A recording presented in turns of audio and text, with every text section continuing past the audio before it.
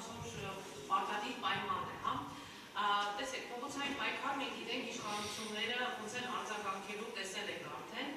բայց հիմա իրավիճակը մի քիչ այլ է, քան մի տարի առաջ, ես նկատի ունեմ Պարսկաստանի այս պատերազմի հետ կապված եւ այն ռիսկերը, որոնք առաջանում են նաեւ Հայաստանի համար։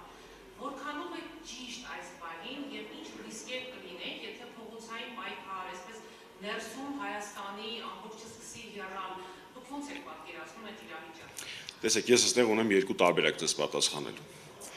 Կա քաղաքական գործչի գայթակղություն օգտագործել Փաշինյանի ու իր թիմակիցների խոսքը իրենց դեմ ու ասել, բա առավոտից իրիկուն ասում եք ամեն ինչ հայ հանգիստ է, լավ ենք անում, կարկանդակ ենք ուտում եւ այլն եւ այլն եւ այլն։ Ես այդ տարբերակով եկեք չգնամ։ Նախ Հայաստանի Հանրապետության պատմության մեջ իմ համեստ կարծիքով երբևէ չի եղել դեպք, որ ընդդիմությունը լինի ավելի պետականամետ, ավելի պետական մտածողությամբ, քան իշխանությունը։ Հիմա մենք այդ իրավիճակում ենք ապրում։ Իշխանություն կոչեցյալը, կառավարիչները պատրաստ են քաղաքական դիվիդենդի համար կասկածի եւ վտանգի տակ դնել պետության կամ պետականության ցանկացած դրսևորում։ Վստահեցնում եմ ձեզ, որ այսօրվա անդիմության հիմնական դերակատարները երբեք այդ ուղով չեն գնա։ 1. Երկրորդ,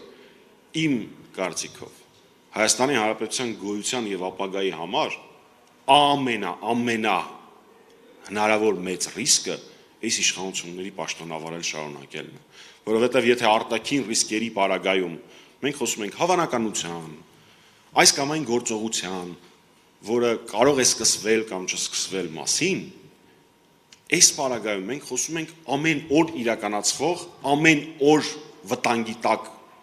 մեր պետականությունը դնող գործողությունների մասին, սկսած դպրոցական դասագրքերից, վերջացրած եկեղեցու դեմ պայքարով, շարունակած այլախոհների դեմ պայքարով ու այսպես երկար կարող եմ թվարկել։ Ուստի ես համարում եմ, որ ամենամեծ ռիսկը իրանց կառավարելու շարունակությունն է եւ դրա համեմատ ձեր նշած ռիսկերը, որոնք անհրաժեշտ է պարտադիր հաշվի առնել, կարծում եմ պարզ համադրման պարագայում կշեռքի նժարը ընկնում է պայքարելու կողմը։